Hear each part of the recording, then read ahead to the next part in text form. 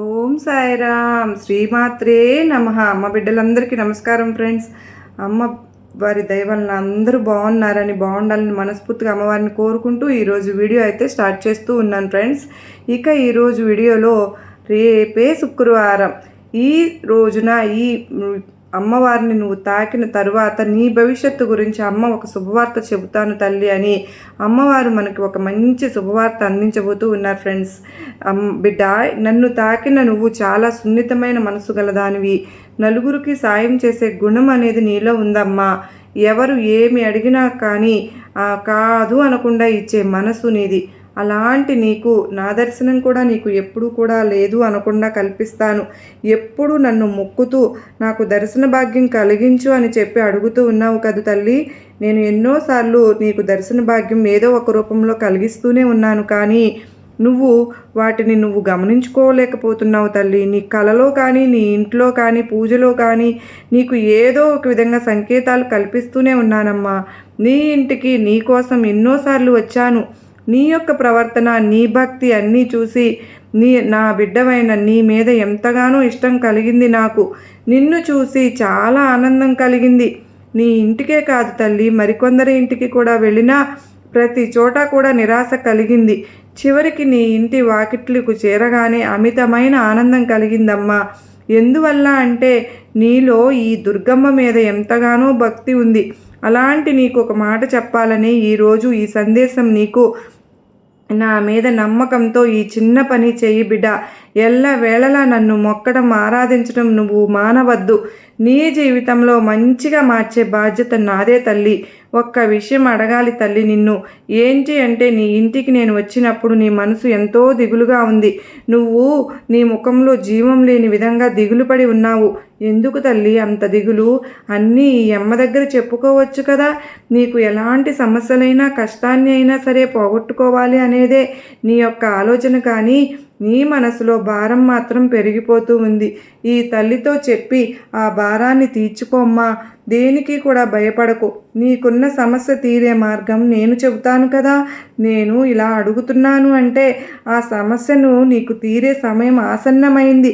రేపే శుక్రవారం. ఈ పవిత్రమైన నన్ను తాకిన నువ్వు గెలుపు తప్పకుండా నీకు వచ్చే తీరుతుంది. నీ యొక్క భవిష్యత్తులో తప్పకుండా ఆదాయం కూడా పెరుగుతుంది.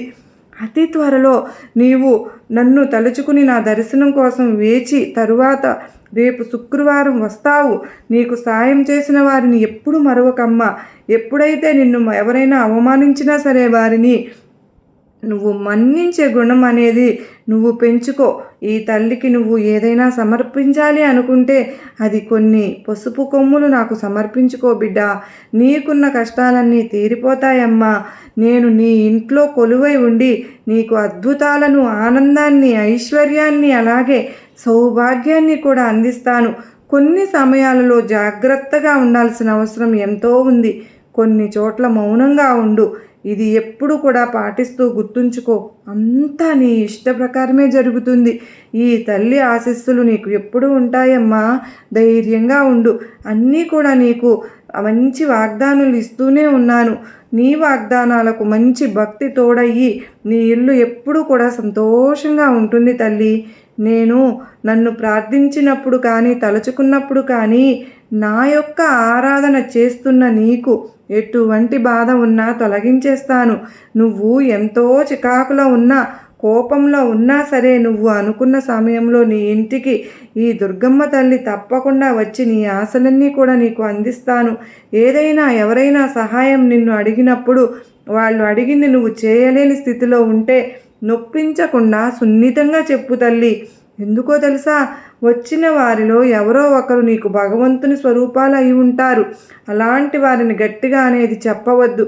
కనుక నీ వల్ల కాలేదు, ఆ సాయం నువ్వు చెయ్యలేని స్థితిలో ఉన్నప్పుడు సున్నితంగా నెమ్మదిగా చెప్పు. వాళ్ళ మనసు బాధ పెట్టవద్దు. ఎందుకంటే ఎవరైనా సరే కానీ నీ ఇంటికి దైవ రూపంలో వచ్చినప్పుడు, నిన్ను ఒక సహాయం దైవ రూపంలో అడిగినప్పుడు అది వాళ్ళను నొప్పించినట్లు అవుతుంది కదా. అలాంటి పాపం ఎప్పుడూ చేయవద్దు. ఏమి అడిగినా ప్రశాంతంగా నువ్వు సమాధానం ఇవ్వు. నీకు ఎప్పుడు కూడా కష్టం అనిపిస్తే దానికి ఫలితం తప్పకుండా వస్తుంది. అలాగే నువ్వు సాయం చేసిన ప్రతి సాయానికి పుణ్యం నీ ఖాతాలో చేరుతుంది. నన్ను కొలుచుకున్న, నన్ను మొక్కుకున్న నీకు తప్పకుండా ఈ తల్లి ఆశీర్వాదం అందుతుంది, అందిస్తాను అని నీకు తెలపడానికే, నీ కష్టాలన్నీ తీరిపోతాయి, నీ మనసులో బాధ తొలగిస్తాను అని చెప్పడానికి ఈరోజు నీ ముందుకు వచ్చాను. రేపు శుక్రవారం రోజున నువ్వు నన్ను తాకిన కనుక నీకు తప్పకుండా నీకు చేతుల నిండా ఐశ్వర్యం అనేది లక్ష్మీమాత రూపంలో నీకు అందిస్తాను. నీకు ఏదో ఒక శుక్రవారం రోజున దేవాలయం ఉన్నా సరే కానీ, నీ ఇంటిలో నా రూపం ముందైనా సరే కానీ, నువ్వు చక్కగా దీపం పెట్టుకొని నీ ఇంట్లో ఉన్న ఆర్థిక కష్టం మొత్తం తొలగిపోతుంది తల్లి. నీకున్న చీకులు చింతలు, నీకున్న కష్టాలు అన్నీ కూడా తొలగిపోతాయమ్మా. నువ్వు అనుకున్న కోరిక నీకు నిజంగా తప్పకుండా నిజం చేస్తాను, నమ్మకంగా ఉండు తల్లి. ఈ తల్లిని ప్రార్థించిన నీకు తప్పకుండా నేను ఎప్పుడు కూడా ఆశీర్వాదం ఇస్తూనే ఉంటాను. రేపే శుక్రవారం నీకు నచ్చిన, నీకు సంతోషపడే ఒక మంచి శుభవార్త నేను అందిస్తాను. సంతోషంగా ఉండు బిడ్డ, నీకు తల్లి ఆశీర్వాదం ఎప్పుడు ఉంటుంది అని, నీకు నా ఆశీర్వాదములు ఇస్తున్నాను బిడ్డ అని అమ్మవారైతే అత్యద్భుతమైన సందేశాన్ని అందించారు కదా ఫ్రెండ్స్. ఈ సందేశం మనందరికీ కూడా నమ్మకాన్ని, ధైర్యాన్ని కలిగించింది కదూ. నచ్చినట్లయితే మరికొంతమంది అమ్మ బిడ్డలకు షేర్ చేయండి. అలాగే మరలా మరో చక్కని అమ్మవారి సందేశంతో మరలా మీ ముందుంటాను. అంతవరకు అమ్మవారి ఆశీస్సులు మనందరిపైన నిండుగా మెండుగా ఉండాలి అని మనస్ఫూర్తిగా మరొక్కసారి అమ్మను కోరుకుంటూ, జై శ్రీమాత్రే నమః. సర్వే జనా సుఖినో భవంతు.